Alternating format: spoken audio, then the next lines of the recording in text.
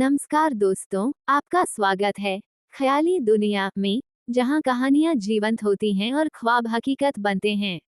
हम लाए हैं आपके लिए रोमांचक कहानियां, दिलचस्प किस्से और वो सब कुछ जो आपकी कल्पनाओं को नई उड़ान देगा। तो चलिए इस सफर की शुरुआत करते हैं और खो जाते हैं ख्याली दुनिया की रहस्यमय गलियों में।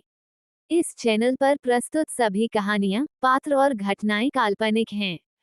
इनका किसी भी व्यक्ति, घटना या स्थान से कोई संबंध केवल संयोग हो सकता है। हमारा उद्देश्य सिर्फ और सिर्फ आपका मनोरंजन करना है। 26 इनविटेशन एंड एक दहाड़।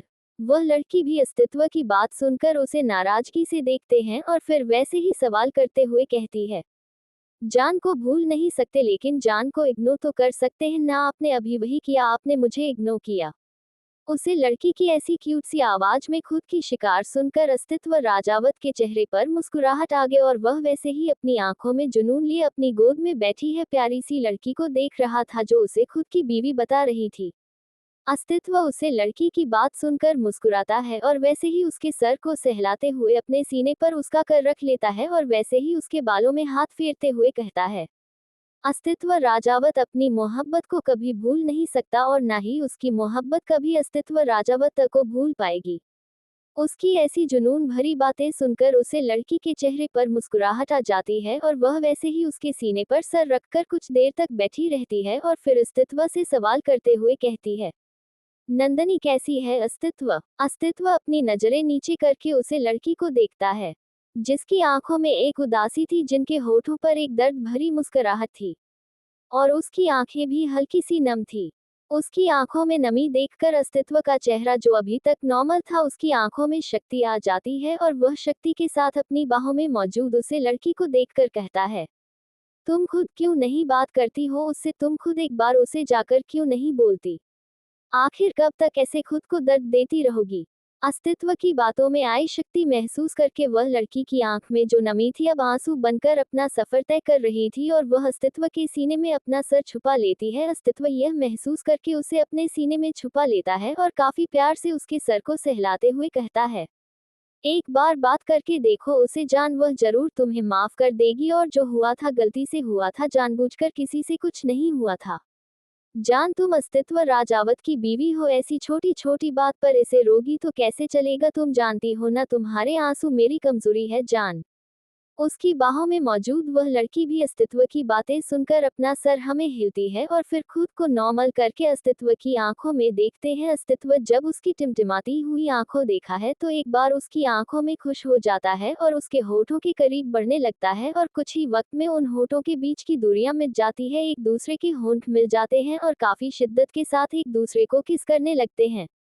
थोड़ी देर में अस्तित्व उसे लड़की के होठों को छोड़ता है और बड़ी ही शिद्दत के साथ उसके माथे को चूम लेता है। थोड़ी ही देर में वह लड़की वैसे ही उसके गले लगे बैठी रहती है और कुछ ही वक्त में अस्तित्व को अपने सीने पर उसे लड़की की भरी सांस महसूस होती है। उसे एहसास हो गया था कि वह लड़की उसकी बाहों में जो मौजूद है वह सो चुकी है, इसलिए वह उसकी हरकत पर मुस्कुराता है और अपने कदम एक सीक्रेट रूम की तरफ बढ़ा देता है।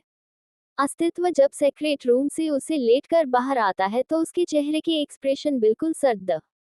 वह क्या सोच रहा था यह वही जानता था। उसे नंदनी और ये लड़की दोनों ही जान से ज्यादा प्यारी है। वह नंदनी और इस लड़की की आंखों में आंसू जरा सा नहीं देख सकता था, लेकिन इस वक्त नंदनी और वह लड़की एक दूसरे से काफी खफा और नाराज भी थी। जिंदगी नाराजगी को दूर करना बेहद जरूरी था।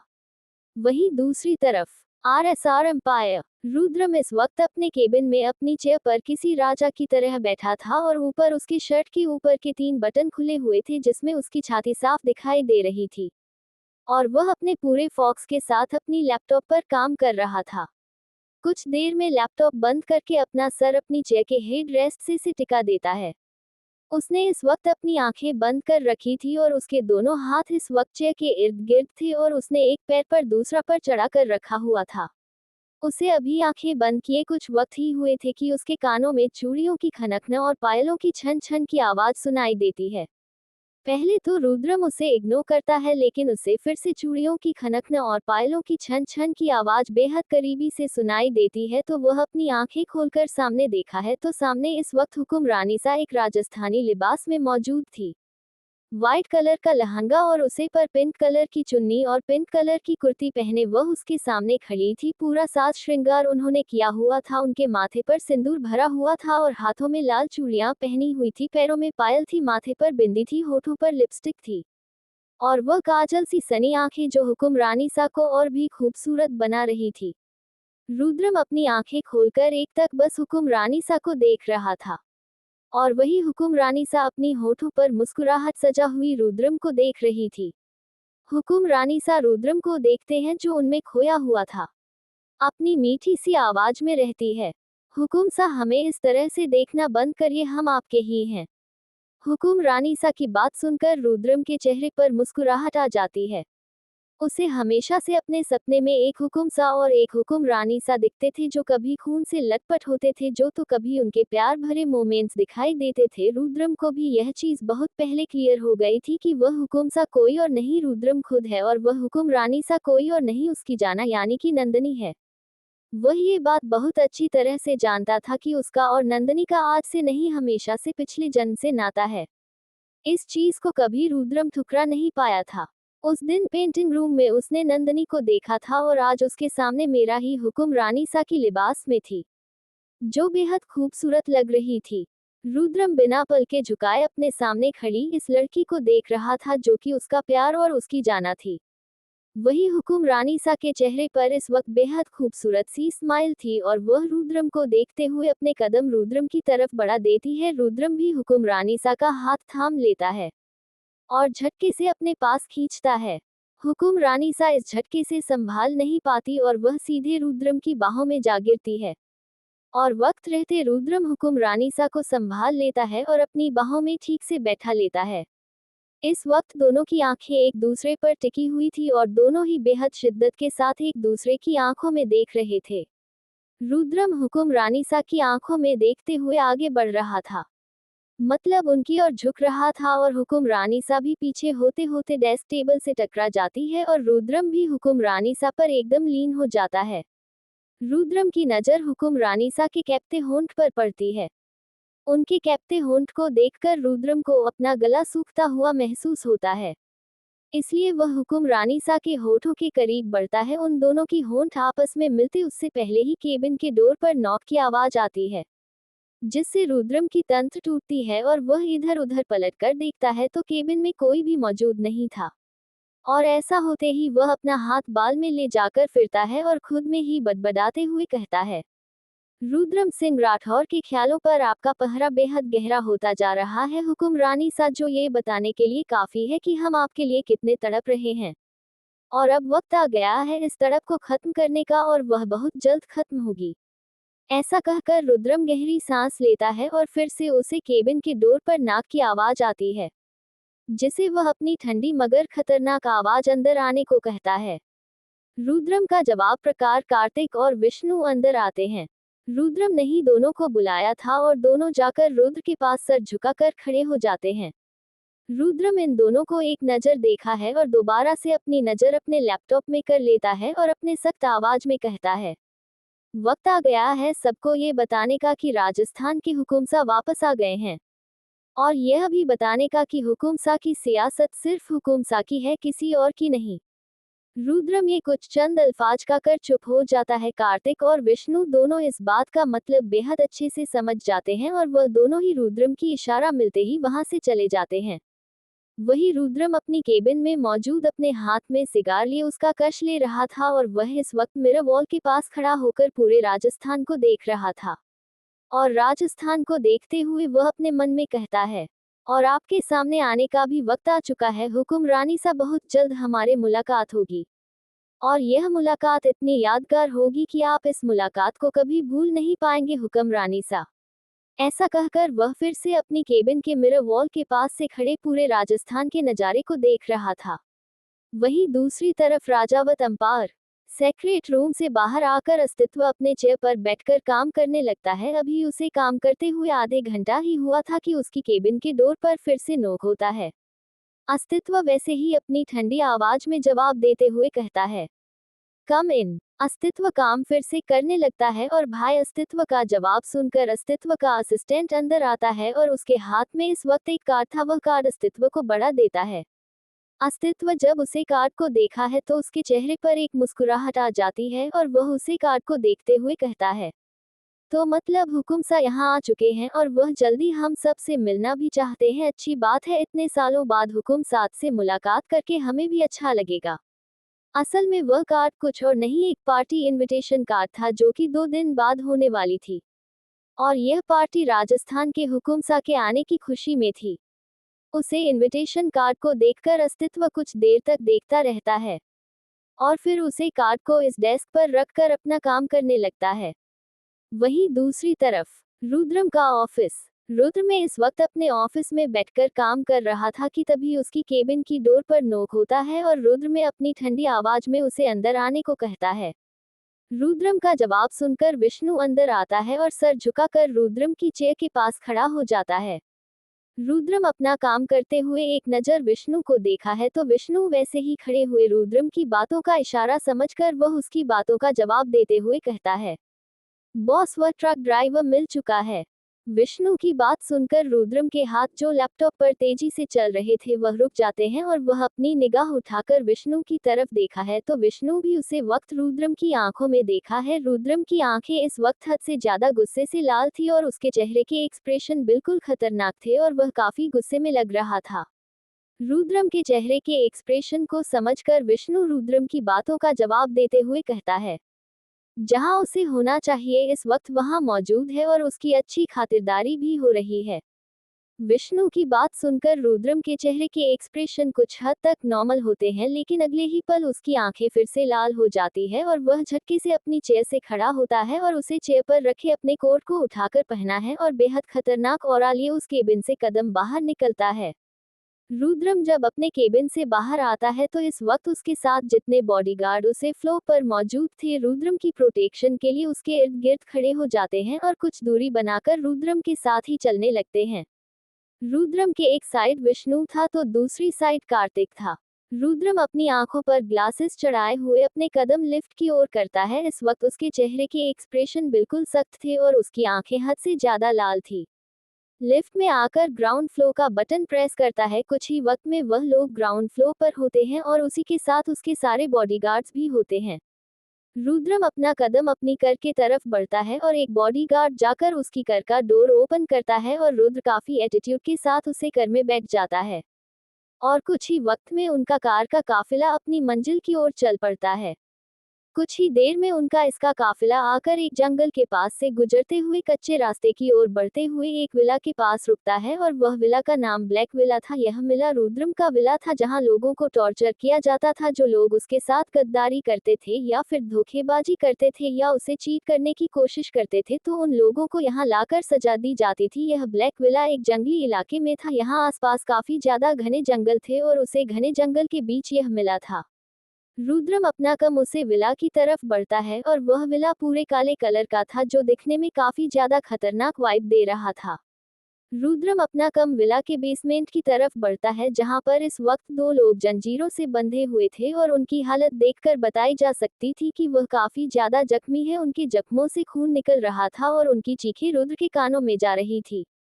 रुद्रम उसे बेसमेंट में जाकर एक चेयर जो कि किसी राजा महाराजा के जमाने की थी लिखे इस तरह की चेयर वहां पर मौजूद थी और वह उसे जगह पर रुद्रम जाकर बैठ जाता है। उसके बैठते ही अगले ही पल एक आवाज सुनाई देती है। वह दोनों शख्स जो जंजीरों से बंधे हुए थे वह अपनी नजर सामने उठाकर देखते हैं तो एक पल के लिए उनकी रूह कांपसी जाती है सामने देखकर। आज के लिए इतना ही, मिलते हैं नेक्स्ट पार्ट में, तब तक के लिए bye, take care. 27 Rocky and Rudram का गुस्सा। अब आगे। वहीं दूसरी तरफ रुद्रम का ऑफिस। रुद्र में इस वक्त अपने ऑफिस में बैठकर काम कर रहा था कि तभी उसकी केबिन की डोर पर नॉक होता है और रुद्र में अपनी ठंडी आवाज में उसे अंदर आने को कहता है। रुद्रम का जवाब सुनकर विष्णु अंदर आता है और सर झुकाकर रुद्रम की चेयर के पास खड़ा हो जाता है। रुद्रम अपना काम करते हुए एक नजर विष्णु को देखा है तो विष्णु वैसे ही खड़े हुए रुद्रम की बातों का इशारा समझकर वह उसकी बातों का जवाब देते हुए कहता है, बॉस वह ट्रक ड्राइवर मिल चुका है। विष्णु की बात सुनकर रुद्रम के हाथ जो लैपटॉप पर तेजी से चल रहे थे वह रुक जाते हैं और वह अपनी निगाह उठाकर विष्णु की तरफ देखा है तो विष्णु भी उसे वक्त रुद्रम की आंखों में देखा है। रुद्रम की आंखें इस वक्त हद से ज्यादा गुस्से से लाल थी और उसके चेहरे के एक्सप्रेशन बिल्कुल खतरनाक थे और वह काफी गुस्से में लग रहा था। रुद्रम के चेहरे के एक्सप्रेशन को समझकर विष्णु रुद्रम की बातों का जवाब देते हुए कहता है, जहां उसे होना चाहिए इस वक्त वहां मौजूद है और उसकी अच्छी खातिरदारी भी हो रही है। विष्णु की बात सुनकर रुद्रम के चेहरे के एक्सप्रेशन कुछ हद तक नॉर्मल होते हैं लेकिन अगले ही पल उसकी आंखें फिर से लाल हो जाती है और वह झटके से अपनी चेयर से खड़ा होता है और उसे चेयर पर रखे अपने कोट को उठाकर पहना है और बेहद खतरनाक और लिए उस केबिन से कदम बाहर निकलता है।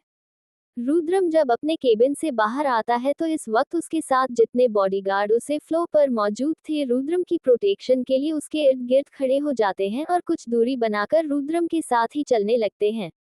रुद्रम के एक साइड विष्णु था तो दूसरी साइड कार्तिक था। रुद्रम अपनी आंखों पर ग्लासेस चढ़ाए हुए अपने कदम लिफ्ट की ओर करता है। इस वक्त उसके चेहरे के एक्सप्रेशन बिल्कुल सख्त थे और उसकी आंखें हद से ज्यादा लाल थी। लिफ्ट में आकर ग्राउंड फ्लोर का बटन प्रेस करता है। कुछ ही वक्त में वह लोग ग्राउंड फ्लोर पर होते हैं और उसी के साथ उसके सारे बॉडीगार्ड्स भी होते हैं। रुद्रम अपना कदम अपनी कर के तरफ बढ़ता है और एक बॉडीगार्ड जाकर उसकी कर का डोर ओपन करता है और रुद्र काफी एटीट्यूड के साथ उसे कर में बैठ जाता है और कुछ ही वक्त में उनका कार का काफिला अपनी मंजिल की ओर चल पड़ता है। कुछ ही देर में उनका इसका काफिला आकर एक जंगल के पास से गुजरते हुए कच्चे रास्ते की ओर बढ़ते हुए एक विला के पास रुकता है और वह विला का नाम ब्लैक विला था। यह विला रुद्रम का विला था जहां लोगों को टॉर्चर किया जाता था। जो लोग उसके साथ गद्दारी करते थे या फिर धोखेबाजी करते थे या उसे चीट करने की कोशिश करते थे तो उन लोगों को यहाँ लाकर सजा दी जाती थी। यह ब्लैक विला एक जंगली इलाके में था। यहाँ आसपास काफी ज्यादा घने जंगल थे और उसे घने जंगल के बीच यह मिला था। रुद्रम अपना कम उसे विला की तरफ बढ़ता है और वह विला पूरे काले कलर का था जो दिखने में काफी ज्यादा खतरनाक वाइब दे रहा था। रुद्रम अपना कम विला के बेसमेंट की तरफ बढ़ता है जहां पर इस वक्त दो लोग जंजीरों से बंधे हुए थे और उनकी हालत देखकर बताई जा सकती थी कि वह काफी ज्यादा जख्मी है। उनके जख्मों से खून निकल रहा था और उनकी चीखें रुद्र के कानों में जा रही थी। रुद्रम उसे बेसमेंट में जाकर एक चेयर जो कि किसी राजा महाराजा के जमाने की थी लिखे इस तरह की चेयर वहां पर मौजूद थी और वह उसे जगह पर रुद्रम जाकर बैठ जाता है। उसके बैठते ही अगले ही पल एक दहाड़ की आवाज सुनाई देती है। वह आवाज किसी और की नहीं एक शेर की थी जिसका नाम रॉकी था। रॉकी जाकर रुद्रम के बराबर में बैठ गया था और वही रुद्रम शान से अपनी चेयर पर बैठा हुआ था। एक बॉडीगार्ड जाकर रुद्र को उसके हाथ में उसका सिगार थमता है और फिर जाकर अपनी जगह खड़ा हो जाता है और रुद्रम भी अपने शिकार को जलाकर उसकी कश भरने लगता। और रॉकी को देखकर जो दो लोग सामने जंजीर में बंधे हुए थे जो काफी जख्मी हालत में थे वह कांप रहे थे क्योंकि दिखने में रॉकी बिल्कुल खतरनाक था और वह रुद्रम की चेयर से अलग कर ही बैठा हुआ था। रुद्रम के आसपास से निकल रही वह खतरनाक वाइब देखकर वैसे भी वह लोग कांप रहे थे। विष्णु और कार्तिक भी वहीं मौजूद थे। रुद्रम अपने सिगार के कश भरते हुए विष्णु को कुछ इशारा करता है और विष्णु रुद्रम का इशारा समझकर उन दोनों के करीब बढ़ता है जो लोग इस वक्त जंजीर से बंधे हुए थे। विष्णु अपना कदम उन दोनों की तरफ बढ़ता है और उन दोनों के ऊपर कोट बरसने लगता है। उन दोनों की चीखें रुद्रम के कानों तक पहुंच रही थी और यह चीखें ही रुद्रम को सुकून पहुंच रही थी। कुछ ही देर में विष्णु रुकता है और उन दोनों की हालत को देखता है जो अब अधमरी हो गई थी। विष्णु को रुकता देखकर रुद्रम अपनी निगाह उठाकर उन लोगों की तरफ देखा है तो रुद्रम की निगाह देखकर वह दोनों फिर से कांप जाते हैं और खुद को छोड़ने की गुहार करने लगते हैं लेकिन रुद्रम उन पर जरा भी दया नहीं दिखता और विष्णु को फिर से इशारा करता है और रुद्रम के इशारे का कर विष्णु उन्हें फिर से टॉर्चर करने लगता है। रुद्रम फिर से इशारा करता है और विष्णु रुक जाता है और अपनी नजर उठाकर रुद्रम की तरफ देखा है तो रुद्रम विष्णु को कुछ इशारा करता है और रुद्रम का इशारा समझकर विष्णु उनमें से एक आदमी को उसे जगह ले आता है जहां पर काफी बड़े टब में खोलता हुआ पानी था और वह अभी भी उबल रहा था। उसे पानी को देखकर उसे शख्स की हालत और खराब हो जाती है और वह फिर से अपने आप को छोड़ने की गुहार करने लगता है लेकिन रुद्रम और ना विष्णु के दिल में उसे देखकर जरा भी दया आती है। वह लोग वैसे ही उसे तब के पास लेकर जाते हैं कि अगले ही पल रुद्रम की खतरनाक आवाज उन लोगों के कान में पड़ती है। किसके कहने पर किया था तुमने वह एक्सीडेंट? रुद्रम का सवाल सुनकर वह आदमी जो उबलते हुए पानी के पास था वह अभी भी खामोश रहता है कि रुद्रम विष्णु को कुछ इशारा करता है और विष्णु रुद्रम का इशारा समझकर उसे शख्स का असर उसे खोलते हुए पानी में डाल देता है और अगले ही पल एक खौफनाक चीख उन सभी के कानों में सुनाई देती है। विष्णु उसे शख्स का कर उसे उबलते हुए पानी से फिर से बाहर लाता है तो उसे शख्स के चेहरे की सारी स्किन इस वक्त एकदम लाल हो गई थी और कुछ कुछ जगह पर तो छाले पड़ने लग। विष्णु उसे शख्स का कर उसे उबलते हुए पानी से फिर से बाहर लाता है तो उसे शख्स के चेहरे की सारी स्किन इस वक्त एकदम लाल हो गई थी और कुछ कुछ जगह पर तो छाले पड़ने लगे थे। उसका चेहरा बेहद डरावना हो गया था और उसकी ठीक है अभी भी जारी थी। उन चीखों पर किसी ने भी कोई भी प्रतिक्रिया नहीं दी थी क्योंकि सभी जानते थे कि उसे शख्स ने जो गुनाह किया है वह गुनाह की सजा सिर्फ और सिर्फ मौत है। वहां हाल में जितने भी बॉडीगार्ड मौजूद थे उन सभी की निगाहें उसे शख्स पर टिकी हुई थी और वह शख्स वैसे ही चीखे जा रहा था, चिल्लाई जा रहा था, लेकिन उसकी चीखें सुनने वाला वहां कोई भी नहीं था क्योंकि उसने ऐसा गुनाह ही किया था। उसे शख्स की चीखें इतनी जोरदार थी कि कोई भी आम इंसान सुनता तो उसका दिल दहल जाता, लेकिन यहाँ पर जितने भी बॉडीगार्ड मौजूद थे उन सभी की आंखें सख्त थी और वह लोग अपनी सख्त नजरों से उसे शख्स को घूर रहे थे। अभी भी वह शख्स चीख रहा था, चिल्ला रहा था कि उसकी चीख में और इजाफा होता है जब विष्णु एक बॉडीगार्ड को इशारा करता है और वह बॉडीगार्ड अपने हाथों में नमक लिए आता है और उस शख्स के पूरे चेहरे पर बड़ी बेदर्दी के साथ मसल देता है। दूसरा शख्स जो कि जंजीरों से बंधा हुआ था वह अपने साथी की इतनी खतरनाक चीज और उसके साथ इतना बेदर्दी भारत जुल्म देखकर वह अपनी निगाह रुद्रम की तरफ करता है और अपनी लड़खड़ाती हुई आवाज में उसे कहता है, हमने हम ने ये सब बड़ी ब्रिजेश सिंह के कहने पर किया था। उस लड़की का एक्सीडेंट। रुद्रम जो अपनी उसे सोफे पर बैठे अपने सिगार का कस ले रहा था उसके हाथ रुक जाते हैं ब्रिजेश सिंह का नाम सुनकर। उसकी आंखें खून से ज्यादा लाल और चेहरे पर उभरती हुई नशे और हाथों में बंधती हुई वह मुट्ठियां ये सब जाहिर कर रही थी कि रुद्रम को गुस्सा आ रहा था और वह भी बेतहाशा आ रहा था। अचानक ही उसे जगह का टेम्परेचर गिरने लगता है जो इस बात की ओर साफ इशारा कर रहा था कि रुद्रम इस वक्त बहुत ज्यादा गुस्से में है। रुद्रम कुछ पल तक यूं ही खामोश रहता है और अगले ही पल वह खतरनाक आवाज में कहता है, शेर ने जंगल में आना क्या छोड़ गीदड़ों को लगने लगा कि जंगल पर उनका राज है और अब वक्त आ गया है कि शेर वापस से अपने जंगल पर अपना कदम रखे।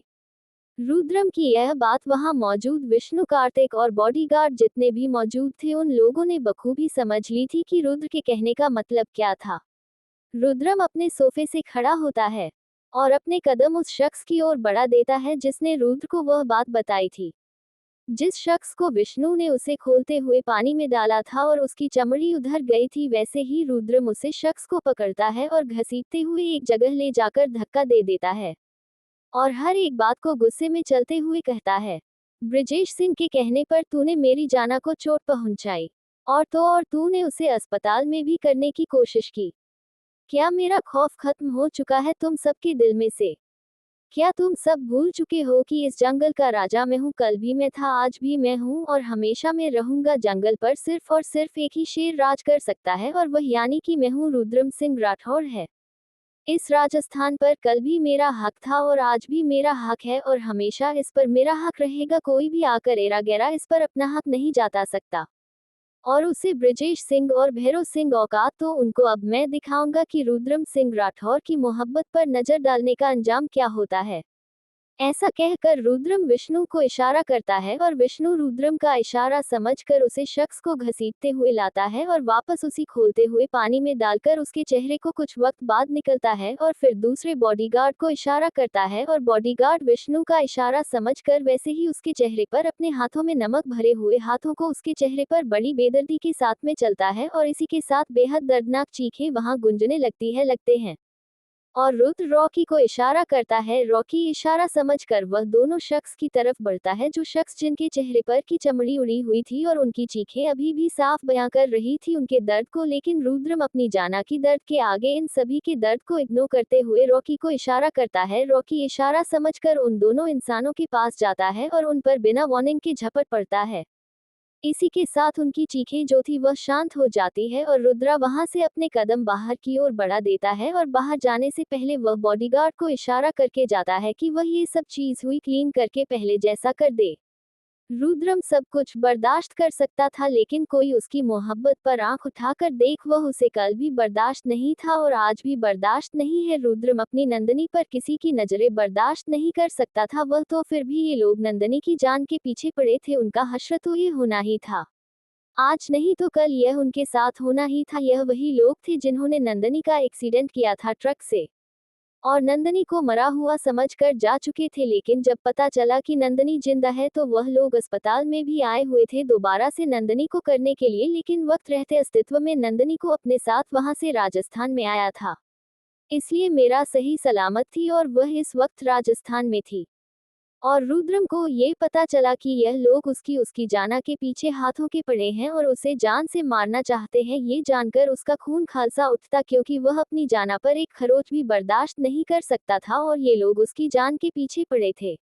रुद्रम की जान बसती थी। नंदनी ने यह बात बस कुछ ही लोग जानते थे। रुद्रम ने हमेशा से नंदनी को चाहा था, ये बात भी कुछ लोग जानते थे, बस गिने चुने लोग। लेकिन उसके दुश्मनों को नंदनी की खबर कैसे लगी, यह बात उसे और भी ज्यादा गुस्सा दिलाई जा रही थी कि जरूर होना हो कोई घर का ही दुश्मनों से मिल चुका है। और यह बात उसे जल्द से जल्द पता करनी थी, क्योंकि वह नंदनी को कुछ भी होने नहीं दे सकता था, क्योंकि वह उसकी जान थी, उसकी जिंदगी थी, उसकी हुक्मरानी थी। रुद्रम अपने कदम उसे हवेली से बाहर लेकर आता है और अपनी कार की तरफ बढ़ा देता है। रुद्रम अपनी कार में जाकर बैठ जाता है और उसी के साथ विष्णु और कार्तिक भी इस करके फ्रंट सीट पर बैठ जाते हैं। पैसेंजर सीट पर कार्तिक बैठा हुआ था और ड्राइविंग सीट पर विष्णु वह कार ड्राइव कर रहा था। उनकी कार का काफिला आगे चल पड़ता है और रुद्रम अपनी कार में बैठा हुआ अपना सर कर की बैक सीट से का हुए कर की सीलिंग को घूर रहा था। उसके चेहरे के एक्सप्रेशन से समझ में नहीं आ रहा था कि आखिर वह सोच क्या रहा है। उसने अपनी आंखें बंद कर ली और उसकी आंखों के सामने नंदनी का मुस्कुराता हुआ चेहरा घूम गया। आज के लिए इतना ही, मिलते हैं कल नेक्स्ट पार्ट में। तब तक के लिए ख्याल रखें अपना, टेक केयर, बाय। प्लीज जब हम कहते हैं तभी आप लोग कमेंट करते हो, ऐसे करते ही नहीं हो। प्लीज कमेंट करके बताया करो कि चैप्टर कैसा लग रहा है आपको, प्लीज बताया करो। 28 नंदनी की पुरानी यादें और नंदनी का पियानो बजाना।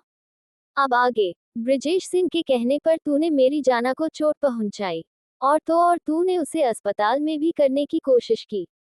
क्या मेरा खौफ खत्म हो चुका है तुम सबके दिल में से? क्या तुम सब भूल चुके हो कि इस जंगल का राजा मैं हूँ? कल भी मैं था, आज भी मैं हूँ और हमेशा मैं रहूंगा। जंगल पर सिर्फ और सिर्फ एक ही शेर राज कर सकता है और वह यानी कि मैं हूँ, रुद्रम सिंह राठौड़ है। इस राजस्थान पर कल भी मेरा हक था और आज भी मेरा हक है और हमेशा इस पर मेरा हक रहेगा। कोई भी आकर एरा गैरा इस पर अपना हक नहीं जाता सकता। और उसे ब्रिजेश सिंह और भैरव सिंह औकात तो उनको अब मैं दिखाऊंगा कि रुद्रम सिंह राठौर की मोहब्बत पर नजर डालने का अंजाम क्या होता है। ऐसा कहकर रुद्रम विष्णु को इशारा करता है और विष्णु रुद्रम का इशारा समझकर उसे शख्स को घसीटते हुए लाता है और वापस उसी खोलते हुए पानी में डालकर उसके चेहरे को कुछ वक्त बाद निकलता है और फिर दूसरे बॉडीगार्ड को इशारा करता है और बॉडीगार्ड विष्णु का इशारा समझकर वैसे ही उसके चेहरे पर अपने हाथों में नमक भरे हुए हाथों को उसके चेहरे पर बड़ी बेदर्दी के साथ में चलता है और इसी के साथ बेहद दर्दनाक चीखें वहां गूंजने लगते हैं। और रुद्र रॉकी को इशारा करता है। रॉकी इशारा समझकर वह दोनों शख्स की तरफ बढ़ता है, जो शख्स जिनके चेहरे पर की चमड़ी उड़ी हुई थी और उनकी चीखें अभी भी साफ बयां कर रही थी उनके दर्द को। लेकिन रुद्रम अपनी जाना की दर्द के आगे इन सभी के दर्द को इग्नोर करते हुए रॉकी को इशारा करता है। रॉकी इशारा समझकर उन दोनों इंसानों के पास जाता है और उन पर बिना वार्निंग के झपट पड़ता है। इसी के साथ उनकी चीखें जो थी वह शांत हो जाती है और रुद्रा वहां से अपने कदम बाहर की ओर बढ़ा देता है और बाहर जाने से पहले वह बॉडीगार्ड को इशारा करके जाता है कि वह ये सब चीज हुई क्लीन करके पहले जैसा कर दे। रुद्रम सब कुछ बर्दाश्त कर सकता था, लेकिन कोई उसकी मोहब्बत पर आंख उठाकर देख, वह उसे कल भी बर्दाश्त नहीं था और आज भी बर्दाश्त नहीं है। रुद्रम अपनी नंदनी पर किसी की नजरें बर्दाश्त नहीं कर सकता था, वह तो फिर भी ये लोग नंदनी की जान के पीछे पड़े थे, उनका हश्र तो ये होना ही था।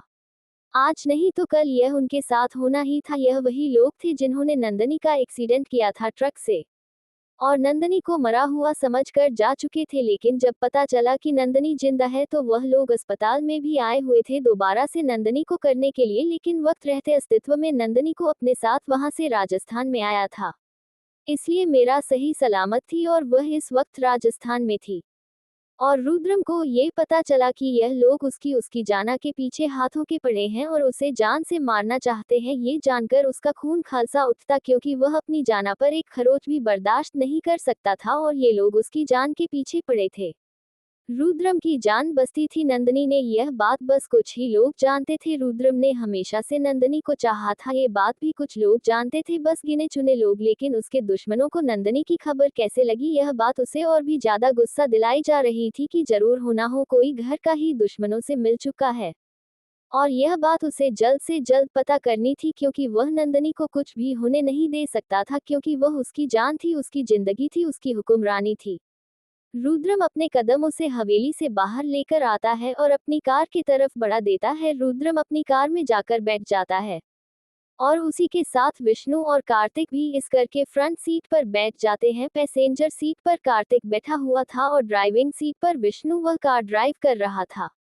उनकी कार का काफिला आगे चल पड़ता है और रुद्रम अपनी कार में बैठा हुआ अपना सर कर की बैक सीट से का हुए कर की सीलिंग को घूर रहा था। उसके चेहरे के एक्सप्रेशन से समझ में नहीं आ रहा था कि आखिर वह सोच क्या रहा है। उसने अपनी आंखें बंद कर ली और उसकी आंखों के सामने नंदिनी का मुस्कुराता हुआ चेहरा घूम गया। रुद्रम के चेहरे पर अनायासी एक मुस्कुराहट हटा दे और उसकी मुस्कुराहट को देखकर विष्णु और कार्तिक के चेहरे पर भी हल्की मुस्कुरा जाता दे। वह दोनों जानते थे कि रुद्रम होना हो जरूर नंदिनी के बारे में ही सोच रहा है।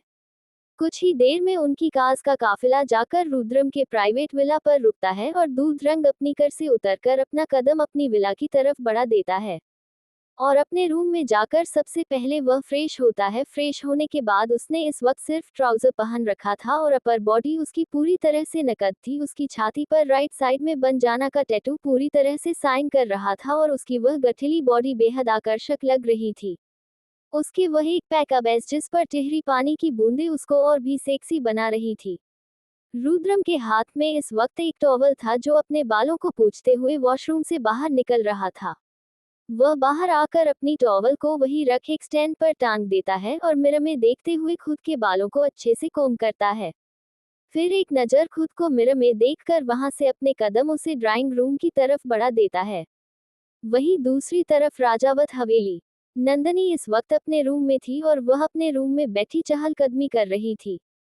मेरा इस वक्त काफी बेचैन नजर आ रही थी और वह अपनी बेचैनी को कम करने के लिए इधर उधर टहल रही थी, लेकिन उसकी बेचैनी कम होने का नाम ही नहीं ले रही थी और वह ना चाहते हुए भी उसके चेहरे पर फ्रस्ट्रेशन साफ नजर आ रहा था। नंदिनी अपने कदम अपने रूम से निकलती है और वह आज पूरा राजावत विला देखने का तय करती है। इसलिए वह लेफ्ट साइड से होते हुए राइट साइड जाने लगती है। उसकी रूम के बगल में ही उसकी आस्था देखकर नहीं था और उसे फ्लोर पर ऋषि का भी रूम था, उसके भाई का। ये तीनों रूम लेफ्ट साइड में था आज था और ऋषि के रूम से होते हुए नंदिनी अपने कदम राइट साइड में बढ़ती है तो वहां पर भी 3 रूम थे। एक रूम जिसमें लॉक लगा हुआ था, दूसरा रूम एक जिसमें काफी सारे म्यूजिक की इंस्ट्रूमेंट रखे हुए थे और तीसरी रूम में पेंटिंग की काफी सारी चीज रखी गई थी। तीसरी रूम को देखकर नंदिनी की आंखों में चमक से आ गई। वह अपने कदम पेंटिंग रूम की तरफ बढ़ा देती है। चमक तो उसकी म्यूजिक रूम को भी देखकर आ गई थी, क्योंकि नंदिनी यानी कि सिया को पेंटिंग और म्यूजिक का बेहद शौक था। क्योंकि सिया हमेशा से अकेले रहती आई थी और वह अपने अकेलेपन को दूर करने के लिए म्यूजिक और पेंटिंग का ही सहारा लेती थी। उसके अकेलेपन के साथ ही अगर कोई था तो एक म्यूजिक था, दूसरा पेंटिंग था। सिया को पेंटिंग बहुत अच्छी बनाने आती थी, उसे नेचर बखूबी बहुत पसंद थी और वह उन्हें काफी बारीकी से बहुत अच्छी तरह से अपनी पेंटिंग में उतरती थी। सिया को म्यूजिक में ये पसंद था, गिटार बजाना, पियानो बजाना उसे बहुत अच्छी तरह से आता था। मेरा सबसे पहले जाकर म्यूजिक रूम में जाती है, वहाँ काफी सारी इंस्ट्रूमेंट रखे हुए थे, जैसे वायलिन, गिटार, पियानो, वीणा, तबला, ये सभी चीज, ड्रम, ये सभी चीज वहाँ रखी हुई थी। इन सभी चीजों को देखकर नंदिनी की आंखों में एक चमक से आ गई। इस वक्त सभी लेडीज अपने रूम में थी और वैसे भी म्यूजिक रूम और पेंटिंग रूम साउंड प्रूफ था, तो उसे रूम में जो भी म्यूजिक बजता था उसकी आवाज बाहर नहीं जाती थी। इसलिए मीरा तय करती है कि वह आज पियानो बजाएगी। इसलिए वह पियानो के पास जाती है और उसे छूकर अपनी प्यार भरी नजरों से देखने लगती है। नंदनी को आज भी याद था जब इससे पहले वाले जन्म में यानी कि जब वह सिया थी तब उसे पियानो बजाने का बेहद शौक था। वह पियानो बजाने के लिए सिर्फ संडे का इंतजार करती थी क्योंकि सिर्फ संडे के दिन उसे पियानो बजाने के लिए मिलता था और वह एक म्यूजिक रूम था। संडे को वह म्यूजिक रूम बंद रहता था और सिया उसे म्यूजिक रूम के ऑनर से जाकर बात करती थी ताकि उसको पियानो बजाने का मौका मिले और वह रूम मास्टर सिया को पियानो बजाने की परमिशन दे दिया करता था। सिया के पास इतने पैसे नहीं थे कि वह खुद का पियानो खरीद पाती या खुद का गिटार खरीद पाती। हाँ, उसे इन सभी चीजों का बेहद शौक था, लेकिन सबसे ज्यादा अगर उसने टाइम किसी के साथ काटा है तो वह उसकी पेंटिंग थी, पेंटिंग कलर्स। सिया सिर्फ हर संडे ही पियानो या गिटार बजा पाती थी, ऐसे उसे नॉर्मली किसी दिन नहीं मिलता था, बस सिर्फ संडे के दिन ही, वह भी कभी कभी महीने में 1 या 2 बार। हर संडे को उसे मौका नहीं मिल पाता था क्योंकि या तो कभी वह किसी आश्रम की काम की वजह से बिजी रहती है या फिर बीमार रहती, इस वजह से नहीं जा पाती थी। इसलिए नंदनी पियानो को देखकर अपनी आंखों में चमक लिए पियानो को देख रही थी और वह पियानो के करीब पहुंच जाती है और उसे पर अपनी उंगलियां चलने लगती है। अगले ही पल उसे रूम में एक बेहद प्यारी मगर मीठी आवाज गूंजती है। वह आवाज किसी और की नहीं, मेरा की थी। मेरा अपनी आंखें बंद करके उसे आवाज को महसूस करके गती है। हाँ, आ, ओ, मैं जान ये वार दून, हर जीत भी हार दून, कीमत हो कोई तुझे, बेइंतहा प्यार दून, मैं जान ये वार दून, हर जीत भी हार दून, कीमत हो कोई तुझे, बेइंतहा प्यार दून, सारी हदें मेरी अब मैंने तोड़ दी, देकर मुझे पता, आवारगी बन गए, हाँ हंसी बन गए, हाँ नमी बन गए, तुम मेरे आसमां, मेरी जमी बन गए, क्या खूब रब ने किया, बिन मांगे इतना दिया, वरना है मिलता कहाँ, हम काफिरों को खुदा, क्या खूब रब ने किया, बिन मांगे इतना दिया, वरना है मिलता कहाँ, हम काफिरों को खुदा, हसरतें अब मेरी, तुमसे है जा मिली, तुम दुआ अब मेरी, आखिरी बन गए, हाँ हंसी बन गए, हाँ नमी बन गए, तुम मेरे आसमां, मेरी जमी बन गए, ओ ओ ओ ओ ओ आ हाँ आ आ ओ आ मेरा ये सॉन्ग अपने इस जन्म के लिए गा रही थी क्योंकि इस जन्म में उसे प्यार करने वाली फैमिली और इतने प्यार करने वाला भाई और भगवान ने उसकी सारी इच्छाएं पूरी की थी इस जन्म में, और वह अपने उसे प्यार से भी मिलने वाली थी, जिस प्यार की कल्पना वह कभी अपनी असली जीवन में शिया बनाकर करती थी कि उसे उतना ही प्यार करने वाला हमसफर मिले। लेकिन उसे जन्म में शिया बंद करना सही, लेकिन इस जन्म में नंदनी बनाकर उसे वह हमसफर और वह प्यार मिलने वाला था और बहुत जल्द मिलने वाला था। नंदनी अपनी आंखें खोलता है और चारों तरफ अपनी नजरें दौड़ाता है तो वह गहरी सांस लेकर उसे म्यूजिक रूम से निकल जाती है। वह अपने कदम पेंटिंग रूम की तरफ बढ़ा देती है। वहाँ काफी सारी सीट रखी हुई थी, पेज रखे हुए थे, स्टैंड रखे हुए थे और वहाँ काफी सारे कलर्स भी रखे हुए थे। हाँ, वहाँ पर थोड़ी धूल जमा हुई थी क्योंकि आस्था को भी पेंटिंग का बहुत शौक था और वह भी पेंटिंग किया करती थी, लेकिन इन दिनों वह इधर करके काफी बिजी हो गई थी, इसलिए वह पेंटिंग नहीं कर पा रही थी। इसलिए उसे रूम में हल्की हल्की गार्ड आ गए थे। मेरा अपना कम पेंटिंग रूम की तरफ बढ़ती है और वह अंदर जाती है और अपनी आंखों में चमक लिए वह उस पूरे रूम को देखते हैं जो कि पेंटिंग्स कलर्स से भरा हुआ था। हर जगह पेंटिंग्स बनी हुई रखी हुई थी, कुछ सीट्स ब्लैक रखी हुई थी, कुछ स्टैंड पर 1-2 पेंटिंग बनी हुई रखी थी जो कि सूखने के लिए रखी, और कुछ पेंटिंग्स थी जिन पर अभी कुछ वक्त बाकी थी। नंदनी अपने कदम एक खाली सीट की तरफ बढ़ती है और उसमें से एक सीट और कुछ कलर्स चुनकर चूज करके अपने साथ अपने रूम की तरफ लेकर जाती है। थोड़ी देर में अपने रूम में पहुंचती है और वह सेट को रखकर दोबारा आती है पेंटिंग रूम की तरफ और दोबारा कुछ सामान जो जरूरत का था वह लेकर जाती है और अपनी बालकनी में उसे स्टैंड को रखकर उसे पर एक ब्लैक व्हाइट शीट रखकर और पास में राखी टेबल पर अपने सारे कलर्स को रख देती है और फिर से अपनी आंखें बंद करती है तो उसकी आंखों के सामने एक शख्स का चेहरा घूम जाता है और मेरा उसे शख्स का चेहरा अपनी पेंटिंग के थ्रू उसे पेपर पर उतरने लगते हैं। हालांकि नंदनी की आंखें अभी भी बंद थी, लेकिन मीरा भरपूर कोशिश कर रही थी कि वह उस शख्स का चेहरा उसे पेंटिंग पर उतर सके। तकरीबन 1 से 1.5 घंटे लगते हैं उसे और वह 1 से 1.5 घंटे के बाद अपनी मेहनत को देखने के लिए अपनी आंखें खुलती है तो उसकी आंखें उसे पेंटिंग पर ठहर सी जाती है क्योंकि उसे पेंटिंग में कोई और नहीं हुकुमसा है जिसकी पेंटिंग नंदनी ने उतारी थी, वह हुकुमसा है। नंदनी कुछ पल ता हुकुमसा को निहारती रहती है और हुकुमसा की वह गहरी कत्थई सी आंखें न जाने क्यों नंदनी को कहीं देखी सी लग रही थी। वह पहचाने की कोशिश कर रही थी लेकिन वह पेंटिंग उसे न जाने क्यों वह शख्स उसे याद नहीं आ रहा था। उसे पेंटिंग में उसे मौजूद शख्स को वह सामने से देख चुकी थी लेकिन वह याद ही नहीं आ रहा था कि उसने उसे शख्स को कहाँ देखा है। खैर नंदनी उसे पेंटिंग को कुछ पल तक निहारती रहती है और फिर सारे कलर्स को समेटकर उसे पेंटिंग को एक अच्छे से कर करके पॉलीथीन के थ्रू करती है और उसको वैसे ही अपनी बालकनी में छोड़ देती है और अपने कदम अपनी वॉशरूम की तरफ बढ़ा देती है। कुछ पल में वह फ्रेश होकर आती है कि अगले पल उसके कमरे के दरवाजे पर नौकरी आवाज आती है। इस वक्त रात हो चुकी थी और दरवाजे पर एक नौक खड़ी थी जो कि नंदनी को खाने के लिए बुलाना आई थी। मेरा भी उसकी बात सुनकर अपना सर हमें हिलती है और उसी के साथ चली जाती है नीचे खाना खाने के लिए।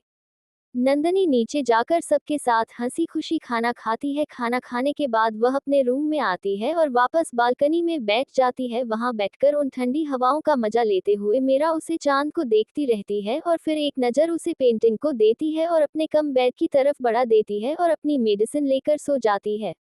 अब देखते हैं आगे चल क्या होगा। तब तक के लिए बने रहिए मेरे साथ और अपना सपोर्ट यूं ही मेरी कहानी के साथ बनाए रखिए। 29 अभिषेक की एंट्री एंड तीज का फास्ट। मेरा ये सॉन्ग अपने इस जन्म के लिए गा रही थी क्योंकि इस जन्म में उसे प्यार करने वाली फैमिली और इतने प्यार करने वाला भाई और भगवान ने उसकी सारी इच्छाएं पूरी की थी इस जन्म में और वह अपने उसे प्यार से भी मिलने वाली थी जिस प्यार की कल्पना वह कभी अपनी असली जीवन में शिया बनाकर करती थी कि उसे उतना ही प्यार करने वाला हमसफर मिले। लेकिन उसे जन्म में शिया बंद करना सही लेकिन इस जन्म में नंदनी बनाकर उसे वह हमसफर और वह प्यार मिलने वाला था और बहुत जल्द मिलने वाला था। नंदनी अपनी आंखें खोलता है और चारों तरफ अपनी नजरें दौड़ आता है तो वह गहरी सांस लेकर उसे म्यूजिक रूम से निकल जाती है। वह अपने कदम पेंटिंग रूम की तरफ बढ़ा देती है। वहां काफी सारी सीट रखी हुई थी, पेज रखे हुए थे, स्टैंड रखे हुए थे और वहां काफी सारे कलर्स भी रखे हुए थे। हाँ, वहां पर थोड़ी धूल जमा हुई थी क्योंकि आस्था को भी पेंटिंग का बहुत शौक था और वह भी पेंटिंग किया करती थी लेकिन इन दिनों वह इधर करके काफी बिजी हो गई थी इसलिए वह पेंटिंग नहीं कर पा रही थी। इसलिए उसे रूम में हल्की हल्की गार्ड आ गए थे। मेरा अपना कम पेंटिंग रूम की तरफ बढ़ती है और वह अंदर जाती है और अपनी आंखों में चमक लिए वह उस पूरे रूम को देखते हैं जो कि पेंटिंग्स कलर्स से भरा हुआ था। हर जगह पेंटिंग्स बनी हुई रखी हुई थी, कुछ सीट्स ब्लैक रखी हुई थी, कुछ स्टैंड पर एक दो पेंटिंग बनी हुई रखी थी जो कि सूखने के लिए रखी और कुछ पेंटिंग्स थी जिन पर अभी कुछ वक्त बाकी थी। नंदनी अपने कदम एक खाली सीट की तरफ बढ़ती है और उसमें से एक सीट और कुछ कलर्स चुनकर चूज करके अपने साथ अपने रूम की तरफ लेकर जाती है। थोड़ी देर में अपने रूम में पहुंचती है और वह सेट को रखकर दोबारा आती है पेंटिंग रूम की तरफ और दोबारा कुछ सामान जो जरूरत का था वह लेकर जाती है और अपनी बालकनी में उसे स्टैंड को रखकर उसे पर एक ब्लैक व्हाइट शीट रखकर और पास में राखी टेबल पर अपने सारे कलर्स को रख देती है और फिर से अपनी आंखें बंद करती है तो उसकी आंखों के सामने एक शख्स का चेहरा घूम जाता है और मेरा उसे शख्स का चेहरा अपनी पेंटिंग के थ्रू उसे पेपर पर उतरने लगते हैं। हालांकि नंदनी की आंखें अभी भी बंद थी लेकिन नंदनी भरपूर कोशिश कर रही थी कि वह उस शख्स का चेहरा उसे पेंटिंग पर उतर सके। तकरीबन 1 से 1.5 घंटे लगते हैं उसे और वह 1 से 1.5 घंटे के बाद अपनी मेहनत को देखने के लिए अपनी आंखें खुलती है तो उसकी आंखें उसे पेंटिंग पर ठहर सी जाती है क्योंकि उसे पेंटिंग में कोई और नहीं हुकुमसा है जिसकी पेंटिंग नंदनी ने उतारी थी वह हुकुमसा है।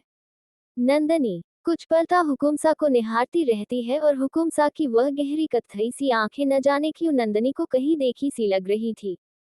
वह पहचाने की कोशिश कर रही थी लेकिन वह पेंटिंग उसे न जाने क्यों वह शख्स उसे याद नहीं आ रहा था। उसे पेंटिंग में उसे मौजूद शख्स को वह सामने से देख चुकी थी लेकिन वह याद ही नहीं आ रहा था कि उसने उसे शख्स को कहाँ देखा है। खैर नंदनी उसे पेंटिंग को कुछ पल तक निहारती रहती है और फिर सारे कलर्स को समेटकर उसे पेंटिंग को एक अच्छे से कर करके पॉलीथीन के थ्रू करती है और उसको वैसे ही अपनी बालकनी में छोड़ देती है और अपने कदम अपनी वॉशरूम की तरफ बढ़ा देती है। कुछ पल में वह फ्रेश होकर आती है कि अगले पल उसके कमरे के दरवाजे पर नौकरी आवाज आती है। इस वक्त रात हो चुकी थी और दरवाजे पर एक नौक खड़ी थी जो कि नंदनी को खाने के लिए बुलाना आई थी। मेरा भी उसकी बात सुनकर अपना सर हमें हिलती है और उसी के साथ चली जाती है नीचे खाना खाने के लिए।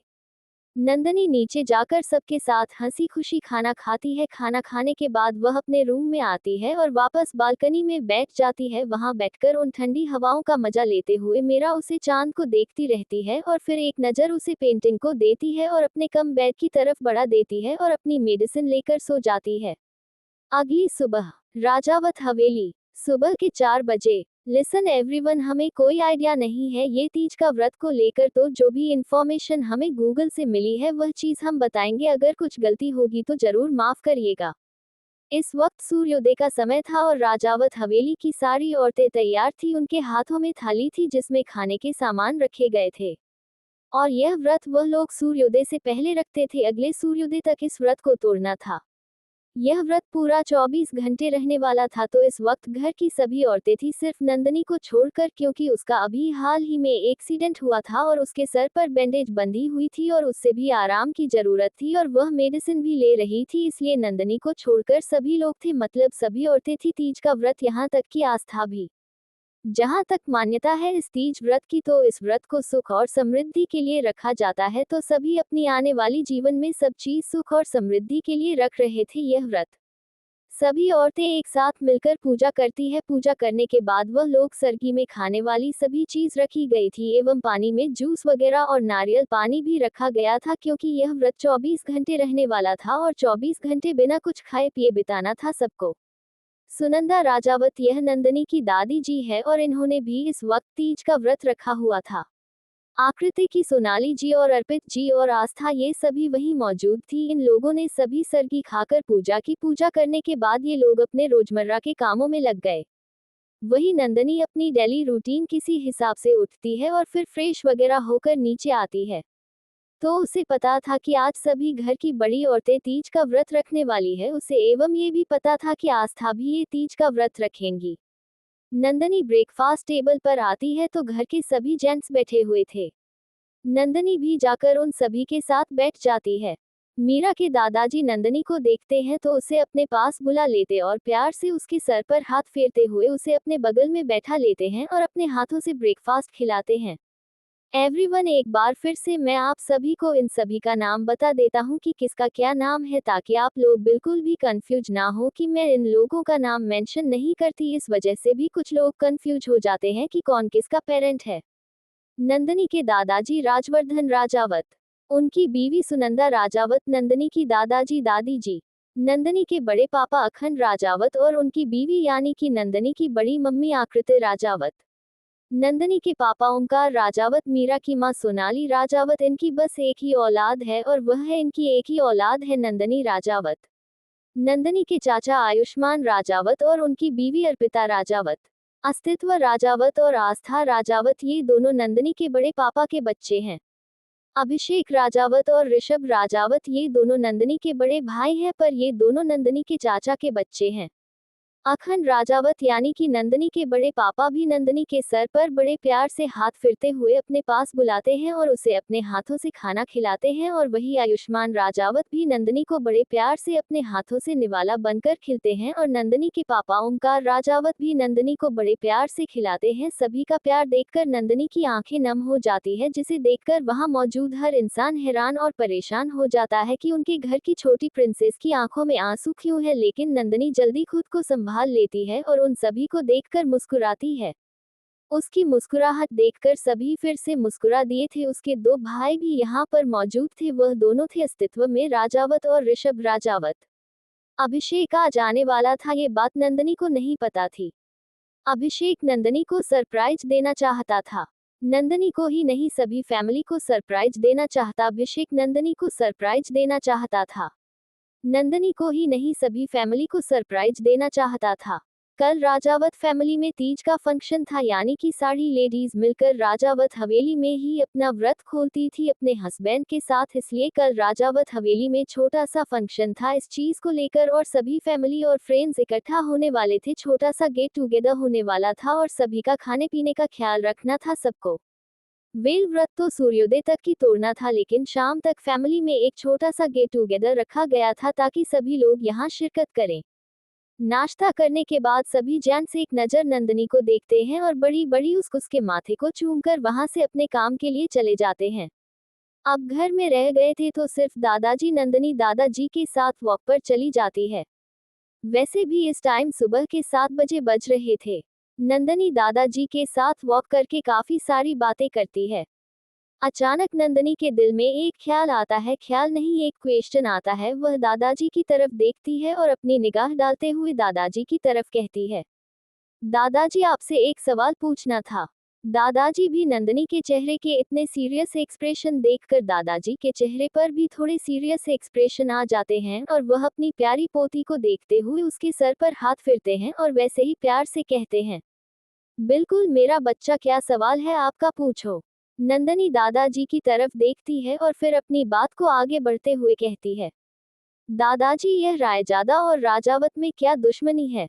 दादाजी जो अपने कदम आगे बढ़ा रहे थे, नंदनी का सवाल सुनकर उनके कदम रुक जाते हैं और उनके हाथ उनकी छड़ी पर काश जाते हैं और उनके चेहरे के एक्सप्रेशन साफ बता रहे थे कि यह सवाल सुनकर कितने नाखुश हैं और वह नंदनी की तरफ देखने लगते हैं कि आखिर मेरा को यह चीज पता कैसे चली कि रायजादा और राजावत में दुश्मनी है।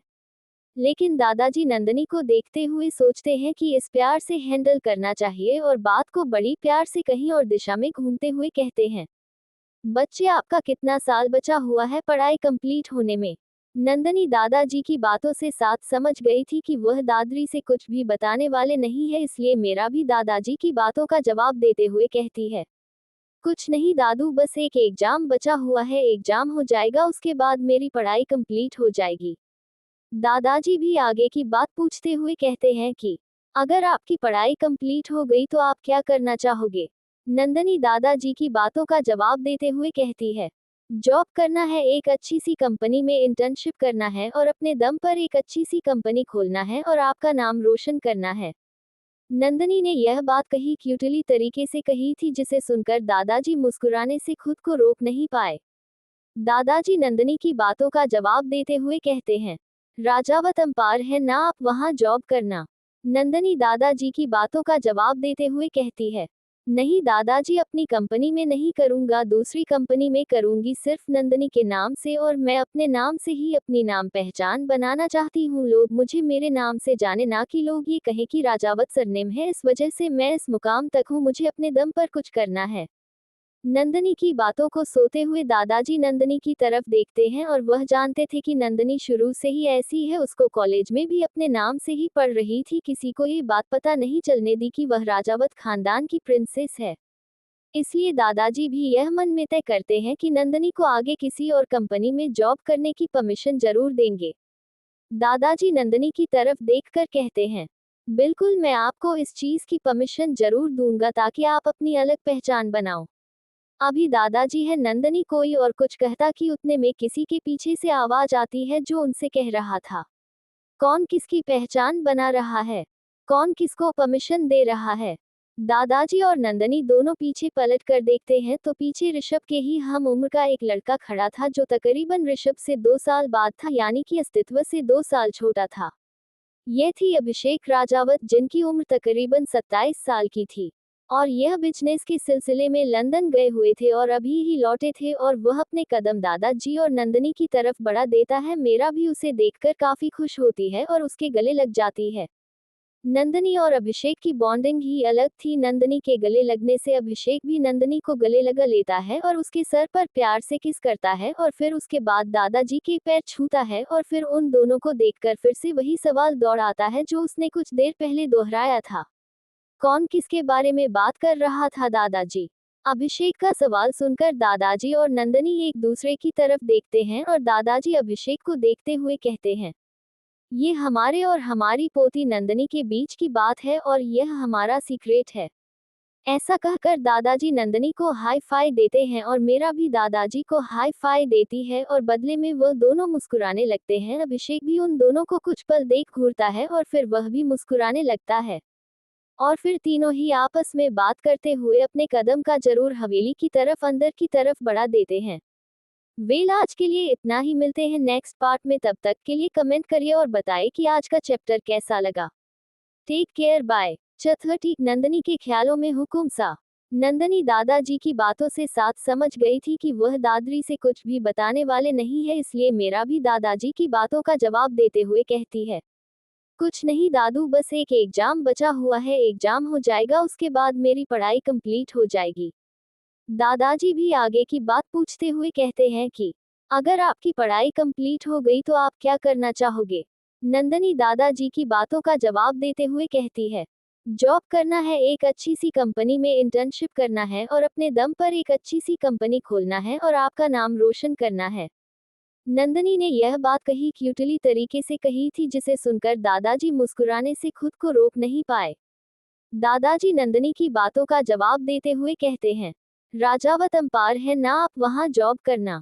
नंदनी दादाजी की बातों का जवाब देते हुए कहती है, नहीं दादाजी, अपनी कंपनी में नहीं करूंगा, दूसरी कंपनी में करूंगी, सिर्फ नंदनी के नाम से, और मैं अपने नाम से ही अपनी नाम पहचान बनाना चाहती हूँ। लोग मुझे मेरे नाम से जाने, ना कि लोग ये कहें कि राजावत सरनेम है। इस वजह से मैं इस मुकाम तक हूँ, मुझे अपने दम पर कुछ करना है। नंदनी की बातों को सोते हुए दादाजी नंदनी की तरफ देखते हैं और वह जानते थे कि नंदनी शुरू से ही ऐसी है। उसको कॉलेज में भी अपने नाम से ही पढ़ रही थी। किसी को ये बात पता नहीं चलने दी कि वह राजावत खानदान की प्रिंसेस है। इसलिए दादाजी भी यह मन में तय करते हैं कि नंदनी को आगे किसी और कंपनी में जॉब करने की परमिशन जरूर देंगे। दादाजी नंदनी की तरफ देखकर कहते हैं, बिल्कुल, मैं आपको इस चीज की परमिशन जरूर दूंगा ताकि आप अपनी अलग पहचान बनाओ। अभी दादाजी है नंदनी कोई और कुछ कहता कि उतने में किसी के पीछे से आवाज आती है जो उनसे कह रहा था, कौन किसकी पहचान बना रहा है, कौन किसको परमिशन दे रहा है। दादाजी और नंदनी दोनों पीछे पलट कर देखते हैं तो पीछे ऋषभ के ही हम उम्र का एक लड़का खड़ा था जो तकरीबन ऋषभ से 2 साल बाद था, यानी कि अस्तित्व से 2 साल छोटा था। ये थी अभिषेक राजावत, जिनकी उम्र तकरीबन 27 साल की थी और यह बिजनेस के सिलसिले में लंदन गए हुए थे और अभी ही लौटे थे। और वह अपने कदम दादाजी और नंदनी की तरफ बढ़ा देता है। मेरा भी उसे देखकर काफी खुश होती है और उसके गले लग जाती है। नंदनी और अभिषेक की बॉन्डिंग ही अलग थी। मीरा के गले लगने से अभिषेक भी नंदनी को गले लगा लेता है और उसके सर पर प्यार से किस करता है और फिर उसके बाद दादाजी के पैर छूता है और फिर उन दोनों को देखकर फिर से वही सवाल दौड़ आता है जो उसने कुछ देर पहले दोहराया था, कौन किसके बारे में बात कर रहा था दादाजी। अभिषेक का सवाल सुनकर दादाजी और नंदनी एक दूसरे की तरफ देखते हैं और दादाजी अभिषेक को देखते हुए कहते हैं, ये हमारे और हमारी पोती नंदनी के बीच की बात है और यह हमारा सीक्रेट है। ऐसा कहकर दादाजी नंदनी को हाई फाई देते हैं और मेरा भी दादाजी को हाई फाई देती है और बदले में वह दोनों मुस्कुराने लगते हैं। अभिषेक भी उन दोनों को कुछ पल देख घूरता है और फिर वह भी मुस्कुराने लगता है और फिर तीनों ही आपस में बात करते हुए अपने कदम का जरूर हवेली की तरफ, अंदर की तरफ बढ़ा देते हैं। तीनों ही जब अंदर आते हैं तो घर की सभी लेडीज नहीं मौजूद थी और अभिषेक को देखकर उन सभी के चेहरे पर मुस्कुराहट आ जाती है और आस्था भी आकर अभिषेक के गले लग जाती है और अभिषेक आस्था को गले लगाते हुए उसके माथे को प्यार से चूमता है और फिर अपने कदम अपनी माँ, अपनी बड़ी माँ और अपनी छोटी माँ की तरफ कदम बढ़ाता है। उनके आशीर्वाद लेकर दादी का आशीर्वाद देता है और फिर वही उन्हीं के साथ बैठ जाता है तो दादी जी उसे फ्रेश होकर आने को कहती है। अभिषेक अपने रूम की तरफ बढ़ जाता है। कुछ ही वक्त में फ्रेश होकर आता है वह, और तब तक सभी लेडीज नहीं बैठकर बातें कर रही होती है। नंदनी की भी तबीयत काफी हद तक ठीक थी, लेकिन उसके सर पर बंदी पट्टी हट चुकी थी, लेकिन उसने सिर्फ उसे हिस्से पर बैंडेज लगाया हुआ था जिस हिस्से पर उसे स्टिचेस आए हुए थे। नंदनी भी उन्हीं लोगों के साथ बैठी हुई हंसती मुस्कुरा रही थी। आस्था भी उन सभी के साथ बैठी हुई थी। दादाजी भी वहीं मौजूद थे।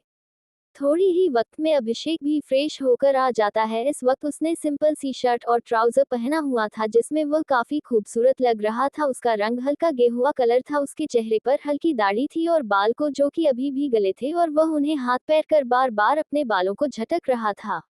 उसको ऐसे हाल में देखकर अभिषेक की मां यानी कि अर्पिता जी अपना सारन में हिला देती है, क्योंकि उनके दोनों बच्चों की आदत थी वह दोनों नहाकर आते थे तो कभी अपने बाल को हेयर ड्रायर से नहीं सूखते थे, हमेशा अपने बाल वैसे ही हमें हाथों से झटक कर सिखाया करते थे। यह उनकी दोनों बच्चों में आदत थी और दोनों बच्चों को आदत उनके पिता से लगी थी।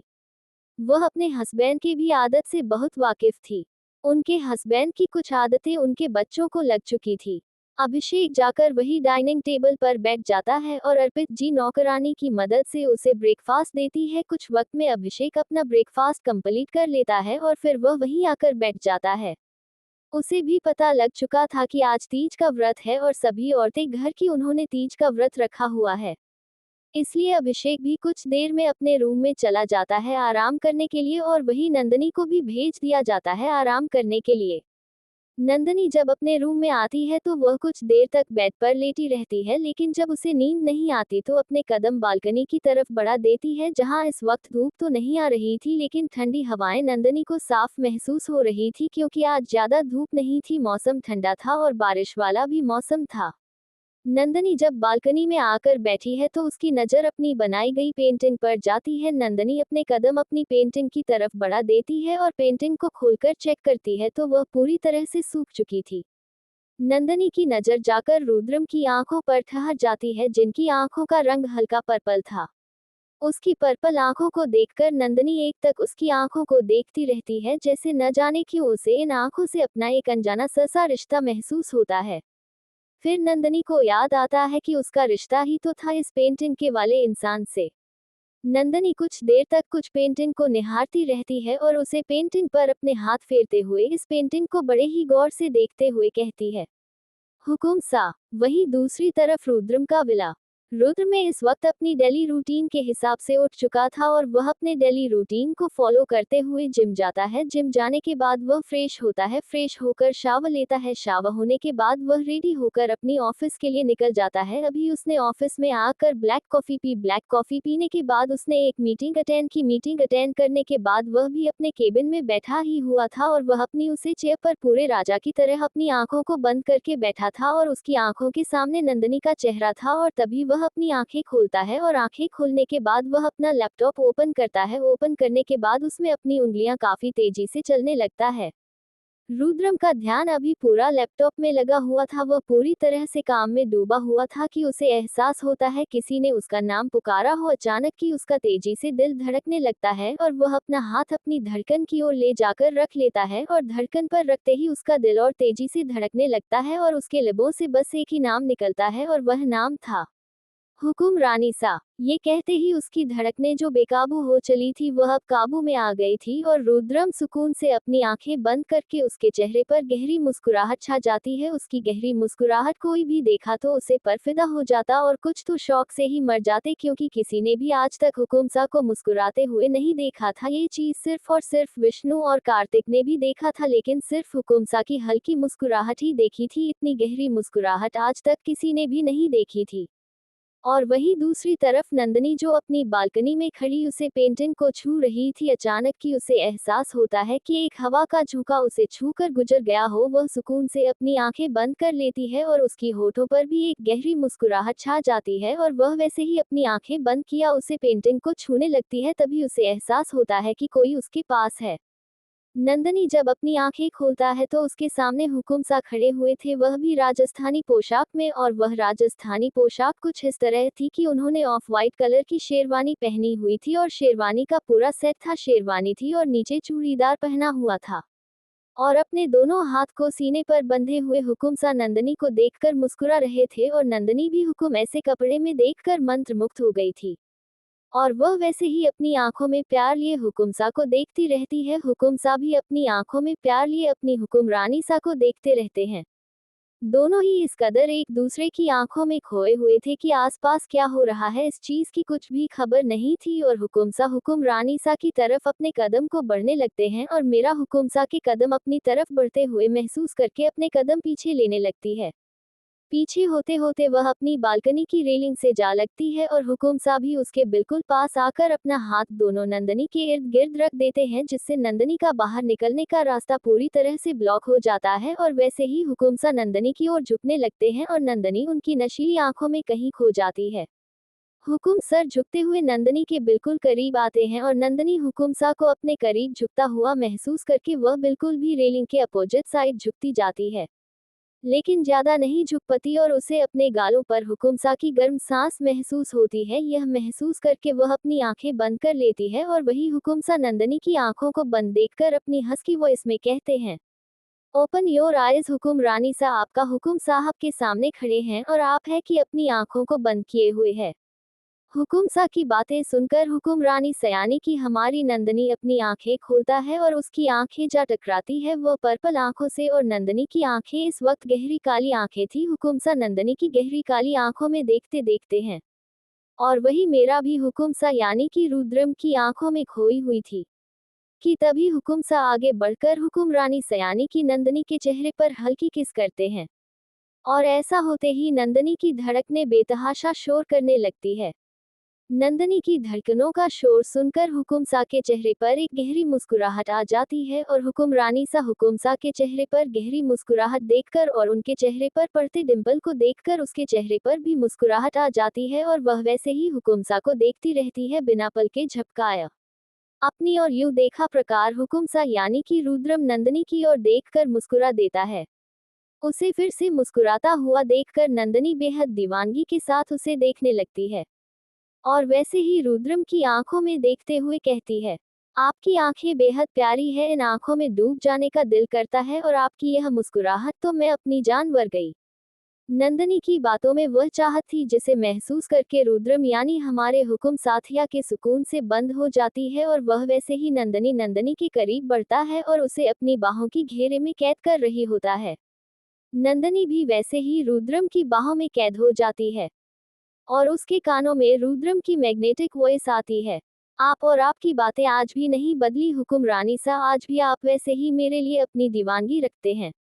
रुद्रम की बातें सुनकर नंदनी रुद्रम की बातों का जवाब देते हुए कहती है, बिल्कुल कल भी आप मेरे थे, आज भी आप मेरे और हमेशा आप मेरे रहेंगे हुकुमसा। कल भी मेरी दीवानगी आपके प्रति बहुत ज्यादा थी और आज भी आपके प्रति मेरी दीवानगी बेइंतहा है और हमेशा रहेगी। अचानक ही नंदनी की बातों में हुक्मरानी सा असली हुक्मरानी सा की झलक आ जाती है जिसे नंदनी महसूस नहीं कर पाती लेकिन रुद्रम साफ साफ महसूस कर लेता है। वह भले ही रुद्रम की ख्यालों में थी लेकिन अपने आसपास रुद्रम को वह महसूस कर सकती थी। हुकुमरानी सा की दीवानगी किसने नहीं देखी थी हुकुमसा के प्रति, और हुकुमसा की भी दीवानगी सभी ने देखी थी हुकुमरानी सा के प्रति। दोनों ही एक दूसरे से बेइंतहा मोहब्बत करते थे और दोनों ही एक दूसरे के बगैर एक लम्हा भी नहीं रह सकती थी। इस बात की गवाह उनकी मोहब्बत थी और ये दुनिया थी। लेकिन अब इस जन्म में किसकी दीवानगी चक्कर की होगी यह बता पाना मुश्किल है, लेकिन दोनों की दीवानगी बेइंतहा होगी ये तो पक्की बात है। दोनों का ही इश्क सर चढ़कर बोलेगा और दोनों की ही दीवानगी सर चढ़कर बोलेगी। अगले ही पल नंदनी के दरवाजे पर नॉक की आवाज आती है, जिससे नंदनी अपने होश में आती है और अपनी नजरें इधर उधर घूमकर देखती है तो ना वहां पर हुकुमसा मौजूद थे।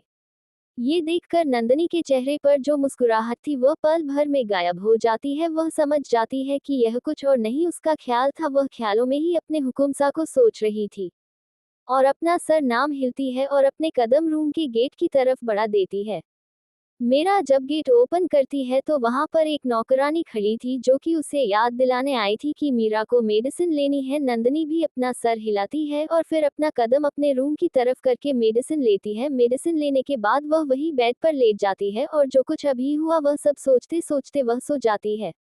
आगे जाने के लिए बने रहिए मेरे साथ और लाइक करें, शेयर करें, कमेंट करना बिल्कुल भी ना भूलें। दोस्तों, आशा करते हैं कि आपको हमारी यह कहानी पसंद आई होगी। अगर आपने इस सफर का आनंद लिया हो तो हमारे चैनल ख्याली दुनिया को लाइक करें, अपने दोस्तों के साथ शेयर करें, कमेंट में अपनी राय दें और हमारे चैनल को सब्सक्राइब करना न भूलें। मिलते हैं अगली कहानी के साथ, तब तक के लिए अपने ख्यालों में डूबे रहें। धन्यवाद।